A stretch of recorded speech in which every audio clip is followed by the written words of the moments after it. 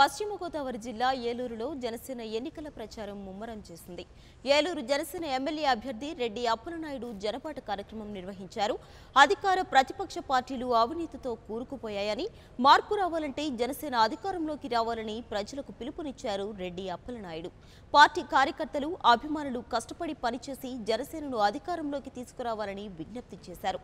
మహిళలకు సముచిత స్థానం కల్పిస్తున్న ఏకైక పార్టీ జనసేన పార్టీ అన్నారు.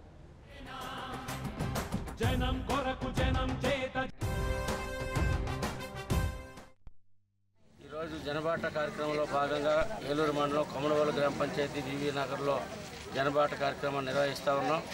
ఈ యొక్క కార్యక్రమంలో స్థానికంగా ఉన్నటువంటి పెద్దలు, సోదరిమణులు, సోదరులు అందరూ కూడా పాల్పంచుకొని ఈ యొక్క కార్యక్రమాన్ని చాలా ఉత్సాహంగా చేస్తూ ఉన్నారు. ఈరోజు ప్రభుత్వం ఇస్తున్నటువంటి ఏవైతే హామీలు ఇచ్చి హామీలని మర్చిందో ఆ సమస్యలన్నీ, వారి బాధలన్నీ కూడా మా దృష్టికి తీసుకొస్తూ ఉన్నారు.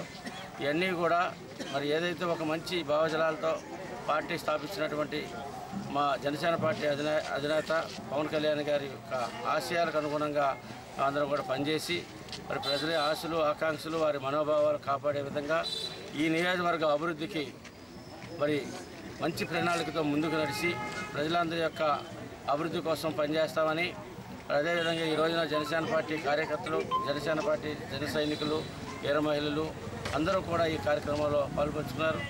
అదేవిధంగా ఈ పశ్చిమ గోదావరి జిల్లాలో మొట్టమొదటిగా జనసేన జెండా పశ్చిమ గోదావరి జిల్లా హెడ్ క్వార్టర్ అయినటువంటి ఏలూరులో ఎగరబోతూ ఉంది. అది మే 23వ తారీఖున ఎగురుద్ది అనేది. For more updates, please subscribe 99 TV Telugu.